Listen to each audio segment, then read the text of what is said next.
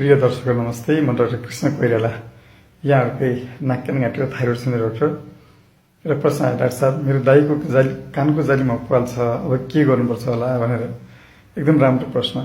कानको जालीमा प्वाल छ भने हामीले बेसिक भनेको चाहिँ एउटा प्युरोटन अडियोमेट्री भन्ने टेस्ट गर्नुपर्ने हुन्छ। त्यो टेस्टले हाम्रो कानको सुन्ने शक्ति कति छ भन्ने कुरा जानकारी गराउँछ। प्वाल त थाहा भयो, डाक्टरले प्वाल थाहा पाइहाल्नुभयो।